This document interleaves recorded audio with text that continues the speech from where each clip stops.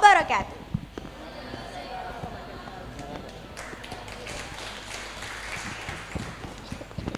Selamat pagi, Bapak, Ibu hadirin dan teman-teman sekalian.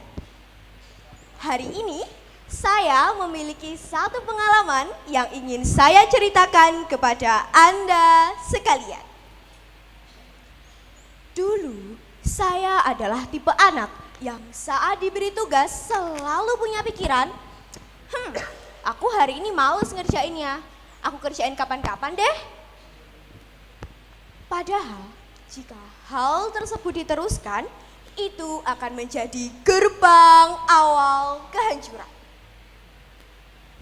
Coba bayangkan, kereta dan pesawat selalu telat berangkat karena para petugasnya datang 1 jam setelah jadwal.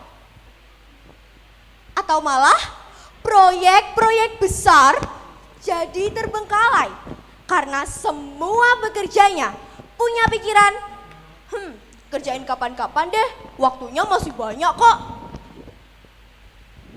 Padahal kenyataannya, kitalah yang mengejar waktu, bukan waktu yang menunggu kita. Jadi, kenapa sih manajemen waktu itu penting? Teman-teman, di Jepang ada yang namanya Jikan Omamoru. Jikan Omamoru adalah sebuah budaya di mana waktu sangat dihargai. Jadi, jika seseorang membuat janji, ia akan datang 5 sampai 10 menit lebih awal. Karena di Jepang, keterlambatan dianggap sebagai hal yang sangat tidak sopan. Sementara itu, di Indonesia, budaya jam karet masih melekat kuat pada masyarakatnya. Betul napa mboten Bapak Ibu?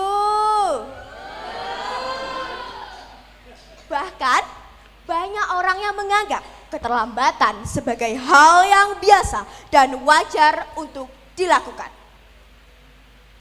Dalam penelitian Bristol University of Canada pada tahun 2007 menyebutkan bahwa 80 hingga 95% mahasiswa sering menunda tugasnya.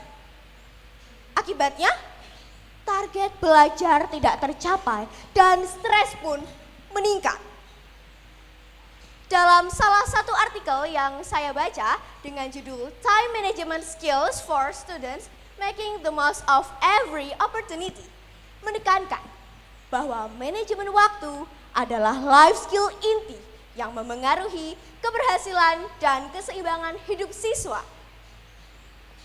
Manajemen waktu juga membantu siswa untuk mengatur prioritas, mengurangi stres, menyelesaikan tugas tepat waktu, dan menyisihkan waktu untuk istirahat serta hobi. Jadi benar kalau manajemen waktu sama seperti memiliki peta dan kompas. Tanpa itu, kita cuma berputar di tempat. Apa Bapak, Ibu, dan teman-teman masih ingat dengan cerita saya tadi? 1 tahun setelahnya, saya mengikuti Erpin Academy. Di Erpin, saya belajar tentang keterampilan hidup yang berfokus pada manajemen waktu. Saya sadar jika saya terus menunda, maka mimpi saya juga akan tertunda.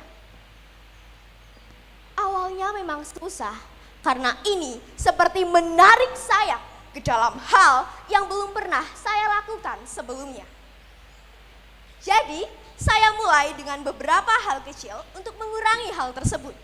Dan sekarang, saya bisa berbagi cerita ini kepada Anda sekalian. Bapak, Ibu, dan teman-teman, menurut saya, modul Erpin tentang Management of Life Skill sejalan dengan apa yang dikatakan oleh Aristoteles. Kita adalah apa yang kita lakukan berulang kali. Keunggulan bukan tindakan, melainkan kebiasaan. Hal ini juga didukung penuh oleh salah satu buku berjudul Atomic Habits karya James Clear buku ini menjelaskan bahwa keunggulan yang kita dapat adalah bentuk dari kebiasaan yang kita lakukan setiap harinya. Jadi, jika kita memiliki kebiasaan baik yang didukung dengan keterampilan hidup yang matang, maka saya yakin keberhasilan itu akan benar-benar ada. Jadi, jika teman-teman memiliki pengalaman yang sama dengan saya, jangan takut untuk berubah dan keluar dari zona nyaman ya. Karena ingat, yang nyaman belum tentu aman. Nyaman karena kita selalu merasa memiliki banyak waktu, tidak aman karena mimpi yang dikorbankan. Ini sama ketika Bapak Ibu memiliki kesempatan untuk naik jabatan.